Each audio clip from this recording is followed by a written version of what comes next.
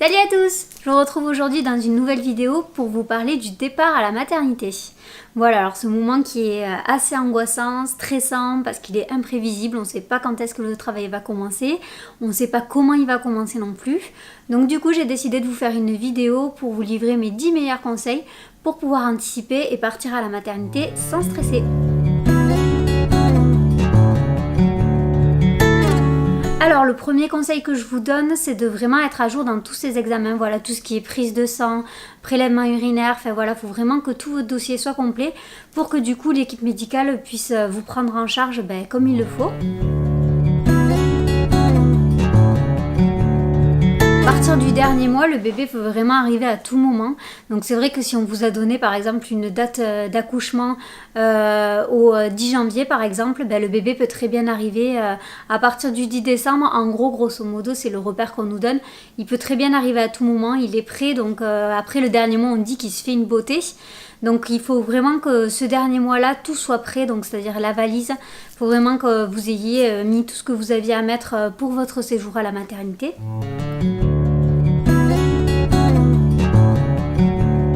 Pendant ce dernier mois, gardez vraiment avec vous votre dossier médical. Il faut vraiment que vous l'ayez tout le temps sur vous. Et aussi, moi, ce que je vous conseille, donc, c'est de le laisser peut-être dans la voiture et aussi de laisser la valise qui vous accompagnera en salle de naissance. Voilà, peut-être pas la valise pour tout le séjour, mais au moins celle qui vous accompagnera en salle de naissance. Comme ça, si jamais le travail se déclenche et que vous n'êtes pas chez vous, au moins vous aurez la valise avec les premiers habits de bébé et puis même les choses que vous aurez besoin pendant le travail en salle de naissance.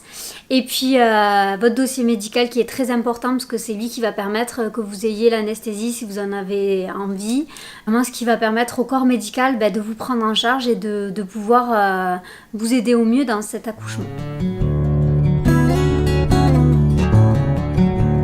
Le prochain conseil va être par rapport à l'hôpital que vous avez choisi, donc vraiment de vous assurer que vous avez bien fait la préinscription à l'hôpital, qui vous attendent pour le jour de l'accouchement, et aussi que vous sachiez où il faut sonner et où il faut aller pour que vous soyez prise en charge le plus rapidement possible, voilà, le jour J.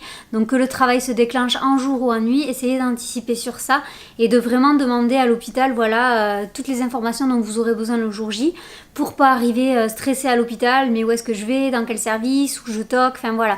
Parce que c'est vrai que quand on arrive de nuit, souvent on ne sait pas trop où aller. Mais il y a quand même des choses qui sont prévues par votre hôpital, donc demandez vraiment comment ça se passe à l'hôpital ou à la clinique que vous avez choisi pour le jour J.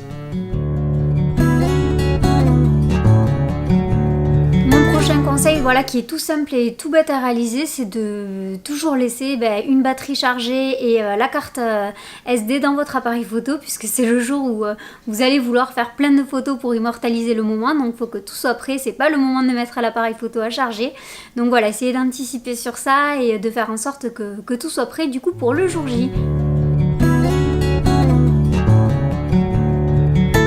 Ce conseil-là concerne toujours les papiers administratifs, c'est de faire en sorte que vous ayez toujours sur vous vos papiers d'identité, donc la carte d'identité, et vos papiers de soins, tout ce qui est carte mutuelle, carte sécu, et surtout la carte de groupe sanguin, parce que c'est vraiment quelque chose qui est indispensable pour le jour de votre accouchement.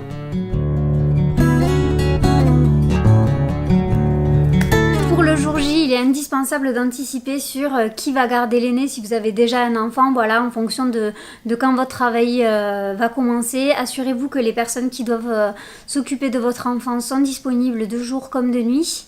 Ensuite, de qui c'est qui va s'occuper, voilà, si vous avez des animaux, des chiens, des chats, un poisson, qui c'est qui va les prendre, qui c'est qui va venir leur donner à manger, voilà, essayez d'anticiper vraiment sur tout ça, parce que vous allez vous rendre compte que ça peut faire beaucoup si on décide tout ça au dernier moment, voilà, dans le feu de l'action, ça peut être beaucoup de stress pour pas grand chose. Si vous avez un aîné, faites sa petite valise avec lui, essayez d'anticiper sur ça, de préparer ses affaires à l'avance, et c'est bien de le faire avec lui, comme ça lui permet vraiment de préparer lui aussi l'arrivée de son petit frère ou de sa petite sœur et de pouvoir anticiper ce moment-là. Voilà, il saura que c'est sa valise, que tout est prêt et du coup ça lui permettra peut-être de moins stresser aussi dans ce petit chamboulement qui se passera le jour où le travail aura démarré. Assurez-vous également de qui va pouvoir vous amener le jour J, que la personne connaissent l'itinéraire jusqu'à la clinique ou à l'hôpital où vous allez accoucher, parce que vous allez vous rendre compte que sinon c'est vraiment galère de gérer vos contractions, votre respiration et en plus de faire le GPS pour la personne qui vous accompagne. Voilà, donc il faut vraiment que la personne qui va vous accompagner connaisse le trajet. Et ce jour-là, je vous conseille vivement d'éviter les transports en commun, parce que pour moi, à mon sens, c'est pas le bon plan. Donc voilà, essayez de trouver quelqu'un qui est véhiculé et du coup qui pourra vous accompagner le plus rapidement à la maternité.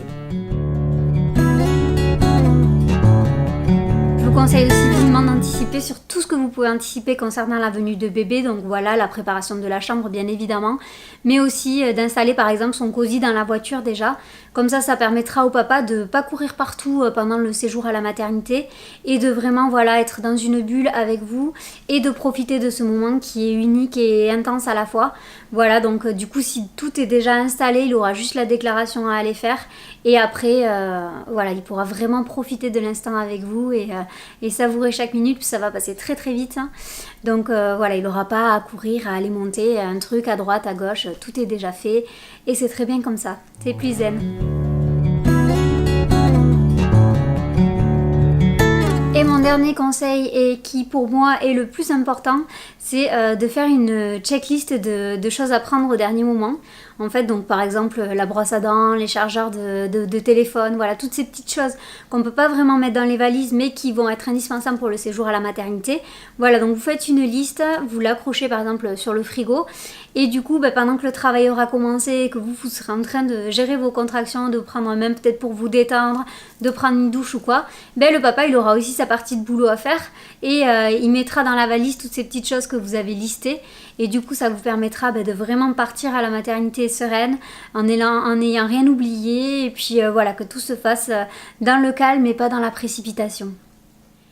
Et voilà, cette vidéo est maintenant terminée. J'espère qu'elle vous aura donné des conseils, qu'elle vous aura permis d'anticiper le départ à la maternité et du coup qu'elle vous permettra le jour J de partir de façon zen, sereine et organisée pour cette nouvelle et grande aventure. Je vous fais de gros bisous et je vous dis à très vite dans une prochaine vidéo. Ciao!